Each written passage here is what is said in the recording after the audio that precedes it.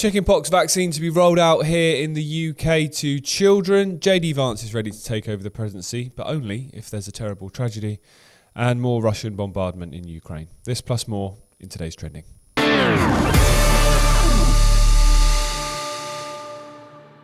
Well, good morning, everybody. Welcome to today's episode. Hope you've had a good week and you've made it. You've made it to Friday. You can start to think about a bit of a chilled weekend, hopefully. If you've got time and you want to watch some content, then we've got some great content coming out over on Iconic over the weekend. David's life story film Renegade which is available from tomorrow at 5 p.m, which will be amazing. You've got Classified out tonight with Richard, and then the regular shows What Af and Bring the Fire on Sunday with Gareth, which is going to be an interesting one. A fascinating guest called Guy Anderson, who we had in here yesterday. Really interesting subjects, which I'm sure you'll very much enjoy. So if you want to dive into that, head over to iconic.com and sign up for $1.99 for your first month. Right, as I just said, the chickenpox vaccine is to be rolled out on the NHS, or offered on the NHS here in the UK. It will be given in 2 doses between 12 and 18 months of age, combined with the existing MMR vaccine. Now, anyone that has looked into vaccines knows that the MMR vaccine is the one that there is the most concerns about. I mean, I haven't vaccinated my kids at all. I luckily wasn't vaccinated at all, and I've never, ever been more comfortable and happy with that decision. But even people that do vaccinate, the MMR vaccine is one that there is a lot of debate and conversation over, because if you look at the people that have spoken out over the years, your likes of Andy Wakefield and others, it's been around this MMR vaccine. It's been the effects that giving 3 live vaccines in one go has had on children. A few years ago, at the back end of 2021 on Iconic, we made a documentary called Informed Consent, which is still available now, which you can head over and watch. And during that documentary, we interviewed a range of doctors, and we also interviewed 3 parents, 2 of which who had lost their children 10 days after having the MMR vaccine, and another whose son was severely disabled. And all the stories are very similar, which is when you have the MMR vaccine on day 10, which is when they say so 10 days after having it, the live measles part of the vaccine becomes active. That's when they say, you can experience, or kids will experience, symptoms of fever and measles type symptoms, essentially. And in the case of these children, it led to seizures, and 2 of them lost their lives. And that story, unfortunately, is far too common, and that's the extreme cases. That's people that have, the worst possible outcome has happened. What about all the people that are left injured? What about all the people that have disabilities as a result? What about the elephant in the living room, which is autism? We've discussed this previously, that the explosion in the rates of autism over the last few years, over the last 20 years, really. And that's not something that is explained by anything else. All that you see, all that you have portrayed to you, is that vaccines don't cause autism. But there's never then a counter of, okay, so what is? What is causing this rise?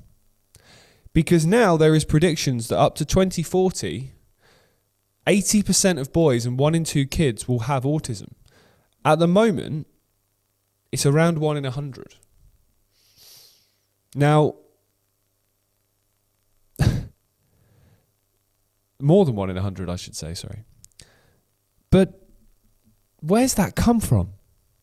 There's no explanation for that. There's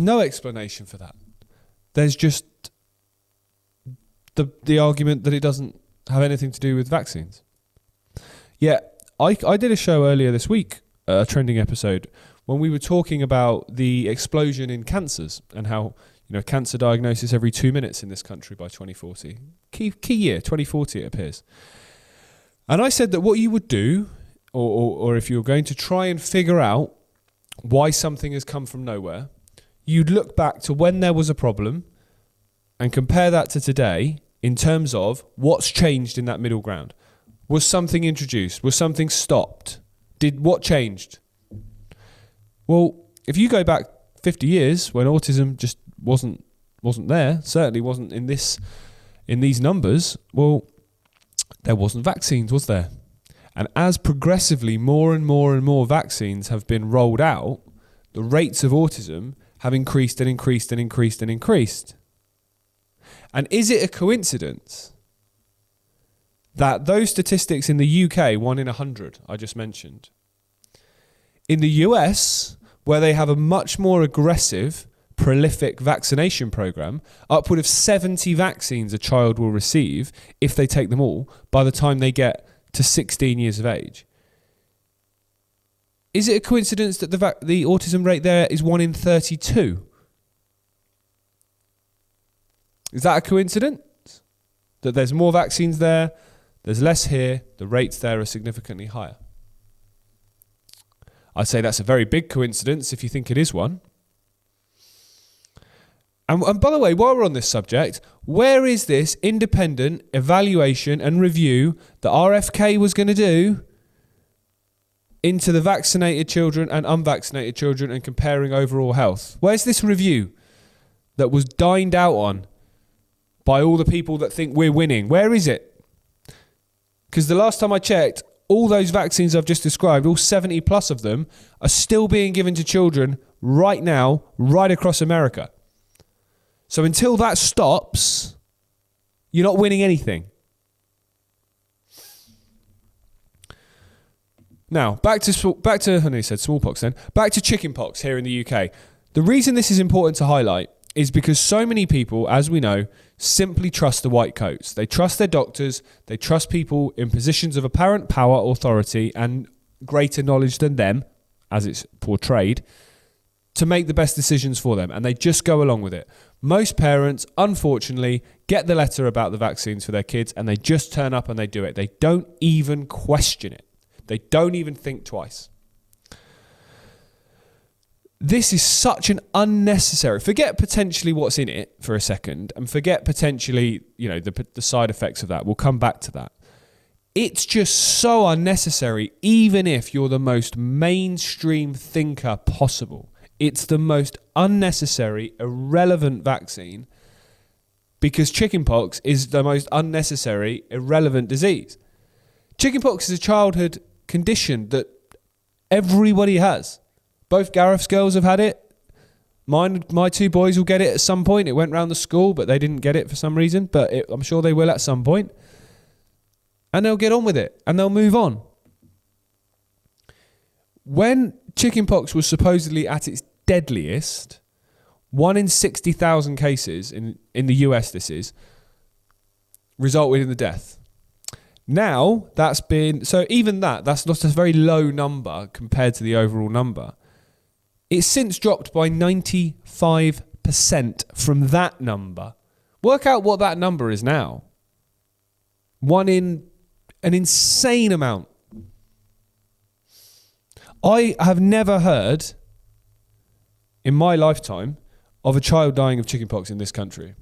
I'm sure it's happened, but in such a small number that doesn't mean for that individual, obviously, it's any easier. But the point I'm making is that you are vaccinating an entire population of children for something that they don't need. You have more chance of being hit by a car. You have more chance of tripping and banging your head on the pavement. You have more chance of so many things causing you a problem before chickenpox. So what are you going to do? How are you going to protect against them? Well, you're not. You're going to get on with it, which is exactly how this should be. When chickenpox was going around my kids' school, my only concern was that we were going on holiday the following week. If it's going around the school now, good, bring it on. It's important. It's part of your immune system developing. To use a simple analogy of a boxing fighter, for example, just because I'm a big boxing fan, you're not going to jump straight in the ring for a world title against the best in the world. You're going to have some warm-ups first. You're going to have some easier fights. You're going to learn. You're going to grow. You're going to get better, get fitter, get stronger. That's what these childhood diseases are for the immune system. That's one of the reasons that when lockdowns happened and then all of a sudden things opened up again, a lot of elderly people got sick because they hadn't been exposed to any of these germs or bacteria for however long. And their immune systems were weakened and depleted. It's why when kids go back to school, invariably, people get sickness bugs and colds and coughs for the same reason. So this is on two levels. One, it's completely unnecessary and it's just lining the pockets of the pharmaceutical companies once again. And secondly, what's in this thing? We know there's already massive issues with the MMR jab. You're giving 3 live vaccines. Now, to clarify what I mean by live vaccines, is you have a live particle or a live element of whatever the disease is, whether it's measles, whether it's mumps, whether it's rubella, or in this case, whether it's chickenpox. You have that within the vaccine. So you're giving a live disease, essentially, to the child with the concept that they will create antibodies against it. So if ever they were to encounter that disease in the real world, the antibodies already exist, their body goes, I've seen this before, off you go. That's the logic behind a vaccine. And if you explain that logic in those pure terms, makes some sense. So I remember years ago interviewing the late Rashid Buttar, fantastic doctor, who had a pleasure to work with on a couple of projects.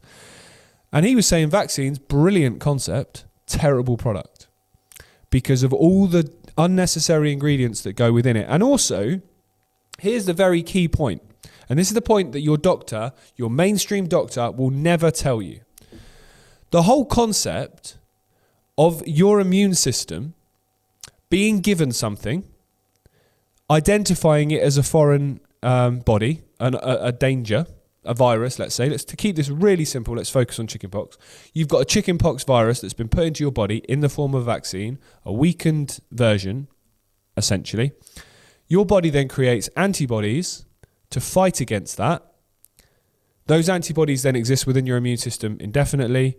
So if you encounter chickenpox out in the real world, through school, through whatever, soon as that hits your body goes, I've seen this before, here's the antibodies, I know how to get rid of you. That concept sounds brilliant, really, when you just strip it down like that. But your body your immune system doesn't even have the capability to do that until you're at least 16 years old. Obviously, that will range slightly because people will develop quicker and slower, but you certainly don't have it at 12 to 18 months old. So it's a waste of time anyway, even if the concept you believe works. It doesn't work. The whole concept is flawed. The whole basis of how vaccines work is flawed because of that situation. You cannot seroconvert a disease into antibodies to then protect you from the future encounter with it at that age. You can't do it. It doesn't work. You can research this. You can ask your doctor. If you're watching this and you don't know what to do in terms of vaccinating your children, you're on the fence, ask your doctor about that. I guarantee they won't have a clue what you're on about because they won't have learned that. That won't have been something that came up at medical school. That won't have been something that came up during the drug company manufacturing the product's sales pitch to them. Just won't have happened. So as a result, they're very ill-informed. They don't actually know. They don't have a clue. Like when we were offered vaccines with my wife, we made a point of asking questions, knowing we're not going to do it, but we made a point of asking questions just to see how much they knew. And they know nothing. They know literally nothing about what they're doing. They're just following orders. That old adage, just following orders without questioning any of it. Every single child deserves the best start in life. And the best start in life is absolutely not to pump them full of a load of toxic chemicals, because what's in these vaccines? You look at the ingredients that's in so many of them that doesn't need to be in there. Formaldehyde, things like that.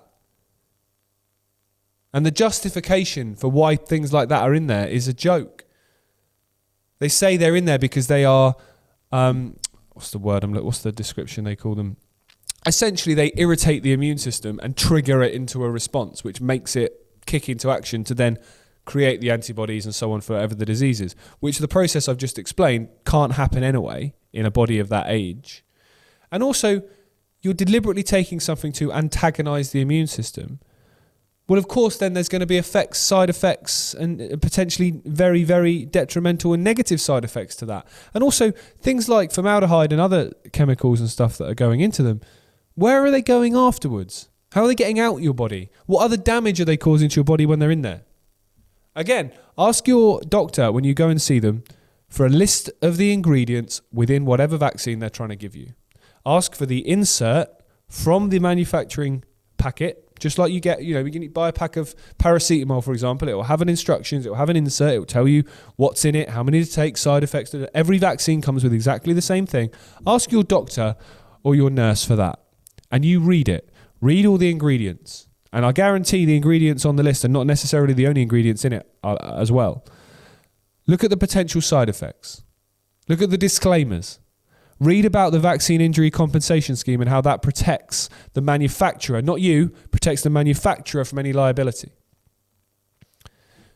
Do all of that and then think, do I really want to do this? Because they know most people won't do that. Because they know most people, if they did all of those things, they would probably not choose to vaccinate. Also, at the top, when I said, why has there not been this study of vaccinated versus unvaccinated children and their overall health, and then their health into the teens and adult years, why has there not been that? Well, if the statistics and the studies are not going to produce the results and the outcome that you want, you don't do them, do you? That's the key, easy, simple explanation for why we've not seen those studies. Because they're not going to give the conclusion they want. They're going to prove the likes of me and others right. Okay, moving on. We've talked on this show a few times, and other people have talked about the fact that cognitively, Donald Trump seems to be showing signs of decline, which, you could argue and say he's 79 years old. I'm not surprised. But there was such a big deal made of Biden's very obvious cognitive decline, and the fact that it was covered up, and the fact that you were a conspiracy theorist if you pointed it out, and the fact that the right, all the Trump fans, the MAGA fans, were some of the biggest ones pointing this out. They're not doing it with their man, which again just shows the ridiculous he said, she said, it's okay when we do it attitude and tribalism of politics. But the reason that this is key to point out is because it's starting to be acknowledged a little bit more. He appeared with a bruise on his hand, as you'll see, and there's been the press conference where he had all of the Union of the Willing European leaders. He stood there talking about the president of Finland or something, and he was sat right there, and he didn't even know. So there's a few signs and a few things that have been leaked. And it's very clear, and we've spoken about this previously, that J.D. Vance, the vice president, is the poster boy, and he's probably the next man next cab off the rank. He's the next man in line. He's been projected. He's been a very outspoken vice president. That whole argument in the White House with President Zelensky of Ukraine, that was all led by him, and he's been very outspoken and very, high profile for a vice president. And you've only got to look at the guy's connections into the AI mafia, into your Silicon Valley, into your Peter Thiels and others, to know that he's a very well-connected guy, and he's certainly the chosen one, in my opinion. And you only got to look at his eyes. They're pretty terrifying, I won't lie. But he's now said, this is actually direct quotes, Vice President J.D. Vance has said he's ready to be president should the worst happen to President Donald Trump. Yes, terrible tragedies happen, Vance said in an interview with USA Today when he was asked whether he would serve as president. He also then says, I don't know about running in 2026, which he's obviously, 2028, which he's obviously going to do. Come on, it's obvious. Unless someone comes from nowhere who we haven't thought about yet. But at the moment, it's incredibly obvious, I would suggest, that J.D. Vance is going to be the next president of the United States, and he's being geared up for it. Now, this is a very weird thing to say. It's a very weird thing to say, and it's a very weird thing to cover. Now, if you were asked that question, you'd just straight bat it away, surely. But the fact that, tragedies do happen. Now, we know that the way that this cult have worked over the years is through preemptive programming. It's through making you comfortable with a potential outcome before it happens. We've seen it through Hollywood films. All this AI involvement in our lives was in Hollywood films 25 years ago, and it made people all of a sudden, more apathetic to it when it came, because it's something they feel they have seen before. It's not a new concept. It's a concept they can understand. Well, I feel like we're potentially seeing the same situation here, which is we've seen the two assassination attempts on Trump, both of which were incredibly orchestrated, particularly the one where he got shot in the ear. You've only got to watch that video and watch the response and then see him 2 days later or whatever with no problem to know that there's clearly, that's clearly not how it was sold. But what that's done is plant the seed that this could happen. And what this comment here again is planted the seed that this could happen. Now, in those cases, they were talking about assassination. In this, they're talking about his health decline. So they're saying that he's been diagnosed with a condition which is called chronic venous insufficiency. It is a condition that you get as you get older, and it causes slight swelling in your legs as your blood flow obviously starts to slow down as you get older. Of course, your body starts to slow down, but it's all of a sudden starting to be acknowledged and accepted, which usually when there's a shift, when something that was denied all of a sudden is allowed to be spoken about, that's usually not organic. That's usually by design. They want you to start thinking in a certain way. They want you to start comprehending that something is possible. So this is one to watch. This is one to keep your eye on. You know, me and Gareth have sat here before, Rich has sat here before and said that we think Vance is the poster boy, and that we've sat, privately in the office and said we don't think Trump will see out his term based on what we're seeing now, whether it's the attacks on him, whether it's the things that he's coming out with, whether it's now this condition. It's clear, I think, that they're going to take him down. The way that this Epstein situation has been handled has been incredibly damaging for him, because you can't go in there and say, this is what I'm going to do, and then do the opposite, and it'd be very clear that you're implicated in that, and then have this insane back and forth circus where they exist, giving them to Pam Bondi. Oh, no, they don't exist. It's a left-wing conspiracy. Oh, Ghislaine Maxwell says I'm not in them. Like, come on. It's absolutely ridiculous what we're seeing with this, and that's another one on the list of potentially ways that Trump could be ousted in his term. So we will see. So like I say, this is one to watch. I think it's a very odd thing to say. I think it's a very odd thing for him to observe, but this is something to just watch as we go forward. Final story this morning. There's been a sort of a diplomatic breakthrough, or the illusion of one, between Russia and Ukraine, and the meeting between Putin and Trump in Alaska, and the meetings between Trump and the European leaders and Zelensky. And there's been talk of peace. There's been talk of, rather than a ceasefire, a permanent peace deal and all of that. And to the naked eye, it felt like you were as close as we have been to the end of that conflict and some kind of resolution as there has been ever during it. Since then, the Russian bombardment of Ukraine has stepped up, ramped up, exponentially. So this story that broke overnight, European leaders outraged as Russian strikes killed 23 and damaged the European Union's HQ and a British council building in Kiev. So there's obviously delegations of different parties, including European unions, including British officials and others in Kiev.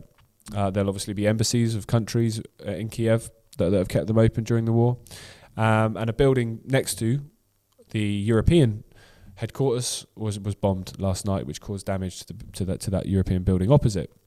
Now, you could look at this from two perspectives. You could look at this and say the concept of peace can be brought about by making the concept of war, or the prospect of war, unpalatable. So essentially, somewhat, rather than getting into a back and forth conflict, people go in so hard that they make the other side think, I don't want to get in a fight with you. So you could look at this and say, this is Putin sticking his chest out and posturing that if you don't agree to my terms of a peace deal, this is what's going to carry on. So you could look at it on that side. And that is potentially a way of looking at it. Not saying that's true, not saying it's not. It's a possibility.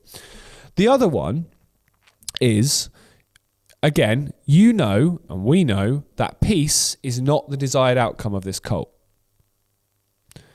So usually, as we have seen with as we've seen with Israel and Iran, the peace will be temporary. So that hasn't kicked off again yet, but I have no doubt it will. The peace is temporary. So this discussion about peace has got a lot of people's hopes up. We know they don't really want that. And when I say we, I mean the cult, which works above everyone. works above Putin, works above Trump, works above Zelensky. They're all working for the same master. You need to get rid of this illusion that they're on opposite sides. They're really not. That cult doesn't want peace. Well, it appears this side here do. Talking about, Trump, he's this guy that's going to end the war and all of that. But if Putin keeps doing this, it's very easy for them then to go, look, we said we wanted peace, but we can't allow this. They clearly don't want it. So we're going to have to go all in. That again is another possibility, which is Putin's just playing his role as the good cop, bad cop. Trump's the good cop, he's the bad cop. He's playing that role of the Russian bogeyman that we all need to fear. Because until recently, I would suggest, even in the eyes of everyday people who maybe don't look at this information too dispassionately, that this whole Russian bogeyman, Russia's come in, they're going to invade, they're going to destroy everything, that's not washing really. I don't think many people are concerned about that. You see a lot less Ukraine flags up than you used to. And I don't believe that narrative was working. However, the longer that this carries on, the longer that there's images and stories and things coming out of Ukraine of civilian buildings being attacked, of children dying, that has an emotional response for anyone that has any conscience, that you don't want that to happen. You want that to stop. So again, that concept of this Russian bogeyman, that could be ramped up again. We know that they want to, because this is all part of a big plan. It's not one event in isolation, which is what they want you to think. It's lots of events in isolation. So, for example, the last just to go on a small tangent, the last budget here in the UK, they announced a big up ramp in defence spending, for example, right? It's difficult to justify spending more money on the military when people are sleeping rough in the street and people are struggling to pay their heating bills. But if you can convince people that there is an enemy who is ready to come in and take over your country and invade, you're going to get a lot more people accepting the negative parts of their own life if it means that money goes to defence spending and protecting the country. This is protecting the same country that is an island nation and cannot be protected against dinghies. So it's definitely going to be protected against Russian nuclear missiles.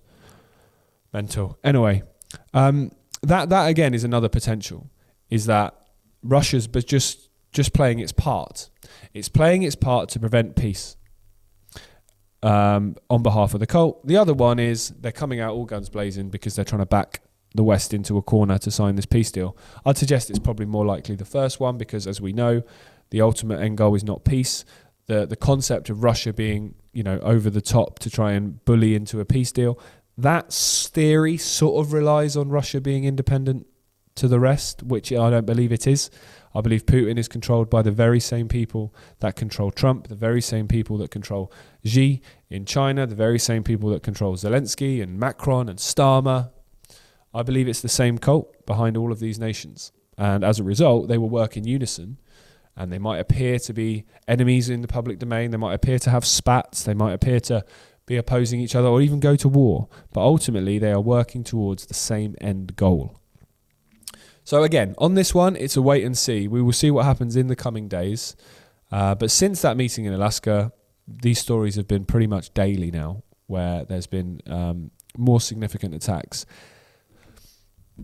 Whether that's Putin's plan or whether that is the cult's plan to prevent any peace deal from taking place, only time will tell. Right, that's it for me for this week. I just want to make one final comment, not on a news story, but on this whole Operation Raise the Colours that's been going on across the UK in the last few days and week, where people have been putting up Union Jacks, people have been putting up St George's flags, and it's created a bit of a stir, it's created some division, including in my local village. I actually got kicked out of my local Facebook group for posting a comment. Now, I don't have a problem with it.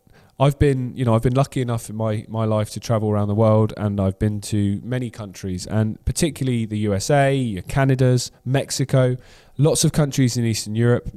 You see a hell of a lot more flags hanging than you see here in Great Britain. You see flags in front of shops. You see a lot of people in America. Pretty much every front yard will have an American flag up. Eastern Europe, the same. So I don't believe personally that you should be ashamed to fly the national flag of your country, because this is where the argument falls apart, because there's no consistency with it.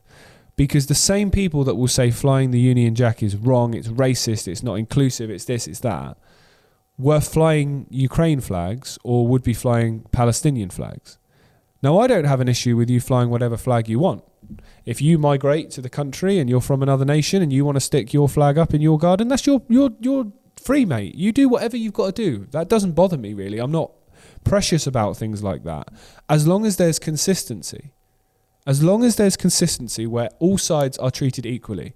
If you've got a street and you've got people from India, people from Pakistan, people from Colombia, people from America, people from Britain, and they all want to fly their national flags on their own property, fine. If they're all allowed to do it, but as soon as the Union Jack goes up, there's a problem, that's not fair. And I think that's where a lot of the anger within people comes from, is that within England, and within, particularly England, I would say, because I'd say Scotland and Wales, you actually do see quite a lot of flags up. But within England, there's this narrative and there's this environment being created where people feel ashamed to be of their own country. Now, I've said many a time, I don't view myself as a massive patriot. I view myself as somebody who was very fortunate to be born in this country, considering where you could have been born and the opportunities that it's afforded me. So I'm very grateful for that. You know, I do like British values of sport, of the food, and I do like England as a country. I like the people most of the time. And I think our greatest gift in this country has been the fact that we don't judge, we accept, and we get on with it. You know, people all live and will have different opinions, and we are generally a very accepting country, whether you want to be gay, straight, whether you're black, whether you're white, whether you're Christian, whether you're Hindu, whether you're Muslim. Everyone, I don't care. You live your life how you want to live it, mate. As long as you don't impose your will and your beliefs and your philosophy on somebody else or try and impose it on me and my family, you crack on. I have no desire to impose mine on you.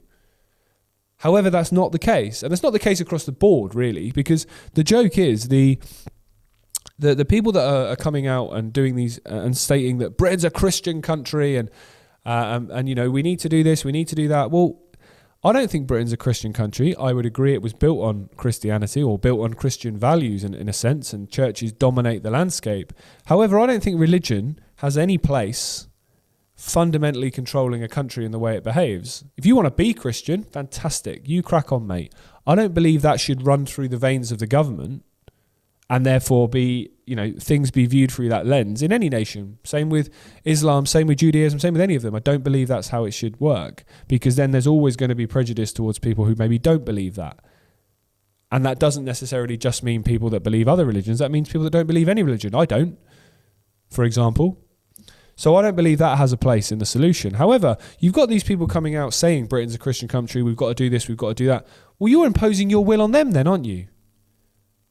Just because you believe that's the indigenous culture or the indigenous religion of the country doesn't give you the right to impose it on anyone. Live your life how you want to live it. Stop imposing it on others. If that was the rule, blanket rule across the board, that's all really you would need. Because the concepts that we're seeing of the main concern of people is the more devout, fundamental followers of Islam that feel that are imposing Sharia law, that are imposing things onto communities and so on. That would stop, because I've just said you don't impose yourself. Things that people talk about, like the abuse of women and the treatment of women and the marrying of children and things like that. Well, that stops because you can't impose yourself all of a sudden. So you don't actually need to go any step further back than live your life how you want to live it, and don't impose your will and your beliefs on anyone who thinks or believes things that are different or doesn't want to follow what you do.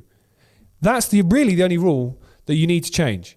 Implement that, the country would be harmony.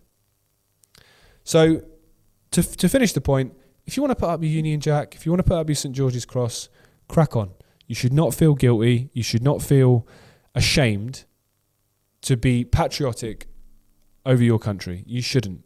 And if somebody comes into the UK and they find that uncomfortable, they don't like seeing flags of the nation they are in, then don't come into that country.